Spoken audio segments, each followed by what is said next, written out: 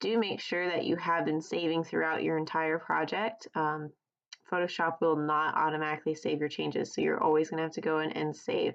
And I recommend after finishing every other slide or so to go back in and to save your progress.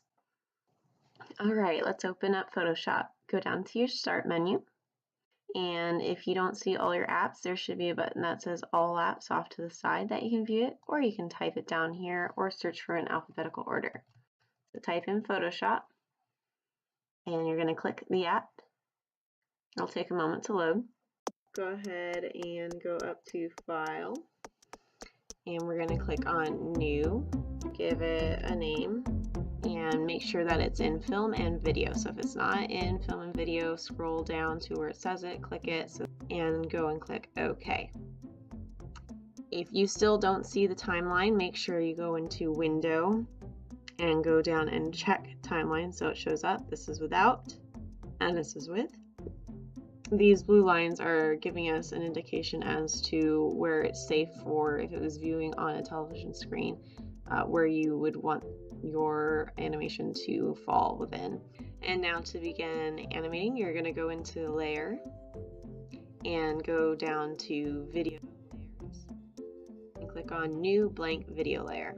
Alright, and from here I'm going to open up my layers just so I can have it on the right side of mine. If you don't have it, then you can just pull it up too.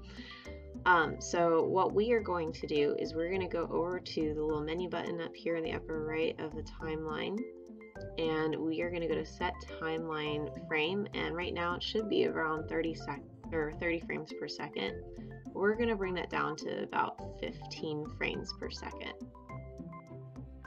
Alright, and now you can start drawing. So for example, here I am going to do my little animation, and I'm just going to do something simple, squiggly line to start. Now to go to my next frame, I'm going to click this little arrow right here, and I have the onion skin on, so it becomes a little bit more opaque, and so I see what was on the previous frame. To change that so that you can view that, again, you'll need to go over into the little menu button right here in the timeline and click on Enable Onion Skins. So without it, I don't see what was on the previous frame, so I don't really know what was there, and you want to be able to know what was there so you can make your slight changes frame by frame. So I'm going to go ahead and click it to enable it. And if you want to adjust your onion skin settings, you can come down here to change them. I suggest that you have one frame before, one frame after, and the spacings. Alright, so go ahead and click OK. And I'm just going to continue my little animation. You'll see what evolves from it. So again, every time I'm moving on to a new frame, I just click my little arrow here and I make my slight changes, little changes by little.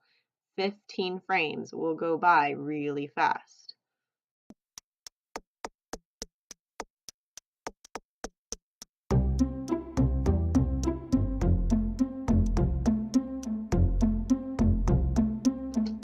Alright, so let's shorten this a bit down to where we are currently, and let's give it a play.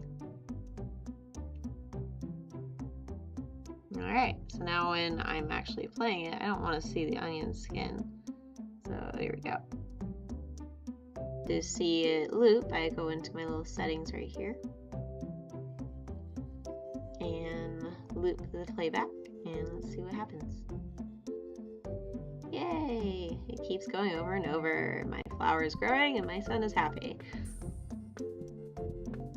Now we're going to make this into a GIF and put it on Weebly. So go up to File, down to Export, down to Save for Web, and you should get a dialog box that looks something along the lines of this. Go ahead and just keep it at GIF 128 D3rd. And the really important thing for it to continue looping around when on your web page, you'll need to go down to the very bottom where it says Animation Looping Options, and you're going to want to make sure Forever is clicked. Normally it was just going to save it automatically as once, so you want to make sure you change it to Forever. And when you click forever and you click save, give it a name that you're going to be able to remember it by and a location that you're going to be able to find it at a later time, and click save. Put it onto our Weebly. So you'll go to your animation page and you're going to go into your animation page, scroll down, make sure you're in build, and we are going to upload it as an image. So just grab the image tool and drop it where you want your GIF to go. Click upload image, find it from your computer, and direct yourself to where you saved it. Click open, and there you go. It's your repetitive GIF that you just made in Photoshop. Always make sure that you publish your page so that... Alright, just complete the form and you're all done with the assignment.